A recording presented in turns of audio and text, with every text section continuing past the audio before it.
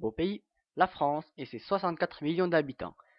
Ils sont répartis dans plusieurs villes, dont les villes de plus de 200 000 habitants, dont Paris, la capitale, Marseille dans le sud, Lyon, la troisième ville la plus peuplée de France, Toulouse dans le sud-ouest, Nice dans le sud-est, puis il y a Nantes à l'ouest, Strasbourg à l'est, Montpellier au sud, puis Bordeaux sur la Garonne, Lille dans le nord et Rennes en Bretagne.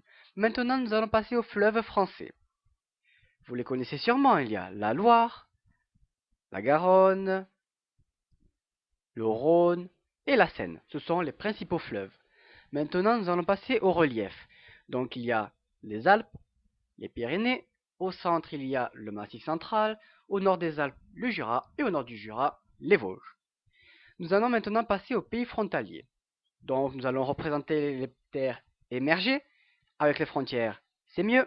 Donc, il y a l'Espagne, l'Italie, la Suisse. Juste à l'est de la Suisse, il y a le Liechtenstein. À l'est du Liechtenstein, l'Autriche, puis la Grande Allemagne, le petit duché de Luxembourg et la Belgique. Maintenant, nous allons passer aux autoroutes qui relient la France et ses grandes villes. Donc, il y a l'autoroute A1 entre Paris et Lille, la 4, la 6 entre Paris et Lyon, la 7, la 8, la 9 en Languedoc-Roussillon, la 10 jusqu'à Bordeaux, la 11 jusqu'à Nantes, la 81 jusqu'à Rennes, mais attention, il n'y a pas d'autoroute en Bretagne. De même pour la 13. Ensuite, on rajoute la 61 et la 62. Maintenant, nous allons passer aux lignes TGV.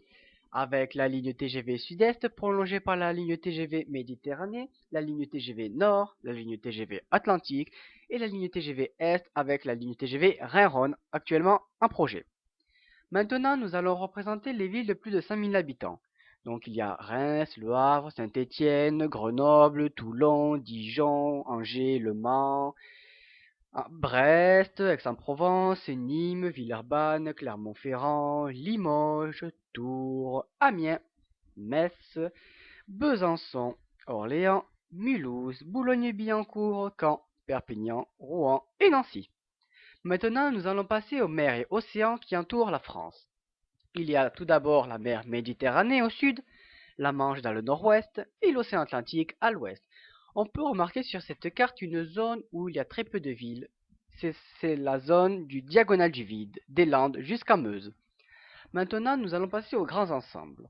Il y a la Sunbelt, où l'héliotropisme est très fort, c'est-à-dire que le tourisme est très élevé au niveau du soleil, le tourisme vert dans les zones de montagne, le Val-de-Loire pour les châteaux de la Loire, la région parisienne, enfin surtout Paris quand même, hein, les côtes de la Manche, enfin, avec peu de touristes, surtout en hiver, le nord-est qui profite de la proximité des pays limitrophes, et enfin, le reste. Ensuite, nous allons commenter le réseau étoilé qui est très dense au niveau national. De même, au niveau européen. Et bien sûr, il ne faut pas oublier les lignes maritimes qui relient la France aux États-Unis ou au Maghreb. Bref,